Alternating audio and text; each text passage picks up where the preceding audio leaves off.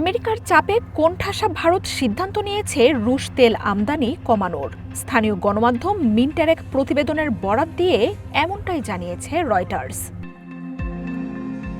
টানাপোড়েনের অবসান ঘটিয়ে খুব তাড়াতাড়ি আমেরিকার সাথে বাণিজ্য চুক্তিতে যাচ্ছে ভারত।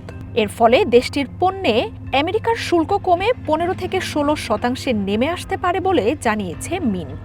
এই নিয়ে দ্রুতই ওয়াশিংটনের সাথে চুক্তিতে যাচ্ছে দিল্লি।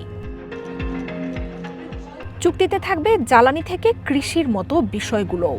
মঙ্গলবার ভারতীয় প্রধানমন্ত্রী নরেন্দ্র মোদীর সাথে ফোনে কথা বলেছেন প্রেসিডেন্ট ডোনাল্ড ট্রাম্প। জানান, পর্যায়ক্রমে রাশিয়া থেকে তেল আমদানি কমিয়ে আনার আশ্বাস দিয়েছেন ভারতীয় প্রধানমন্ত্রী।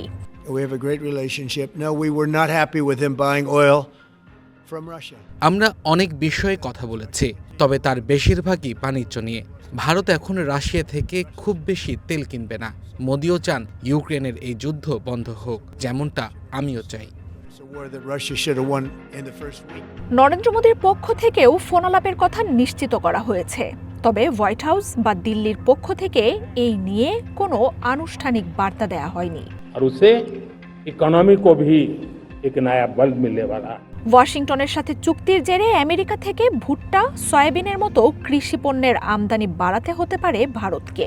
আগামী মাসে আসিয়ান সামিটে দুই দেশের এই চুক্তি চূড়ান্ত হওয়ার কথা রয়েছে।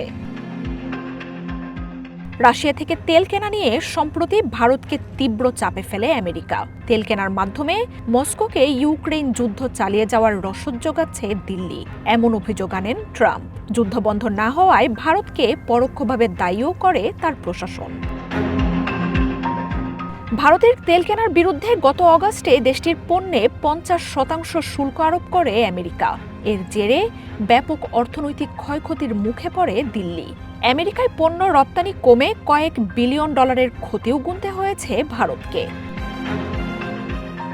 যদিও ভারতীয় কৃষকদের ন্যায্য পাওনা থেকে বঞ্চিত করা হবে না বলে একাধিকবার জানিয়েছেন নরেন্দ্র মোদী। বলেছেন, দেশের স্বার্থেই রাশিয়া থেকে কম মূল্যে আমদানি করা হচ্ছে তেল। তবে শেষ পর্যন্ত ট্রাম্পের চাপের মুখে পিছু হটতে বাধ্য হলেন নরেন্দ্র মোদী, এমন আভাসই মিলছে।